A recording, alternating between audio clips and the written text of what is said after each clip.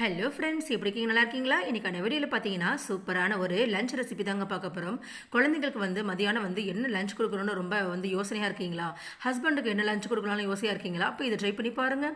அதுக்கு நான் ஒரு கட்டு முருங்கைக்கீரை நல்லா பிஞ்சாக எடுத்துக்கோங்க. ஒரு பச்சை மிளகாய், இஞ்சி, பூண்டு, சின்ன வெங்காயங்க, இவ்வளோ தாங்க தேவையான பொருட்கள். வாங்க எப்படி செய்யலான்னு பார்க்கலாம். அதுக்கு நான் ஒரு இரும்பு கடாய் எடுத்துக்கிறேங்க.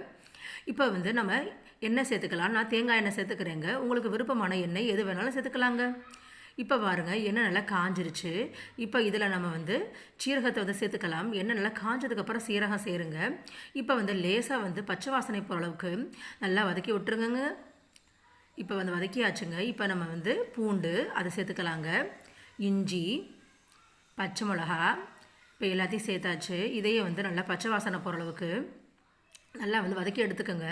இது வதக்கும் போது சிம்மை கொஞ்சம் சிம் பண்ணிக்கோங்க. அப்போ தான் இது கருகாமல் இருக்குங்க. இப்போ சின்ன வெங்காயம் சேர்த்துக்கலாங்க.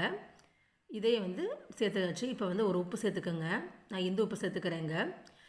தேவையான அளவு மஞ்சத்தூள் சேர்த்துக்கோங்க. இதையும் கொஞ்சம் லேசாக பச்சை வாசனை போகிற அளவுக்கு நல்லா வதக்கி விட்டுருங்க. ஏன் நம்ம உப்பு மஞ்சத்தூள் சேர்க்குறோன்னா, ஏன்னா நம்ம அடுத்தது கீரையை சேர்க்க போகிறோம். ஸோ கீரையோட எல்லா பொருளும் சார்ந்து வரணும். அதனால தான் நான் முன்னாடியே உப்பு மஞ்சத்தூள்லாம் சேர்த்துட்டேங்க. இப்போ நல்லா வதக்கியாச்சுங்க. இதில் நம்ம ஆஞ்சு வச்ச கீரை, முருங்கைக்கீரை நல்லா பிஞ்சாக இருக்கட்டும். இதே நல்லா சேர்த்து பச்சை வாசனை போகிற அளவுக்கு வதக்கிக்குங்க. ரொம்பவும் வதக்க தேவையில்லை. ஏன்னா லேசாக வதக்குனாவே சுருண்டுருங்க. பாருங்கள், இந்த அளவுக்கு வதக்குனாவே போதும். இது வதக்கும் போதும் சிம் பண்ணிக்கோங்க. ஏன்னா முருங்கைக்கீரோட சத்து போகக்கூடாது. ஸோ அளவாக வதக்கி எடுத்துக்கோங்க. இப்போ ஆஃப் பண்ணிக்கலாம். ஆஃப் பண்ணிட்டு தான் நம்ம வடித்து வைத்த சாதம் அதையை நம்ம சேர்த்துக்கலாம். லேசாக ஃபேனில் ஆற விட்டுருங்க.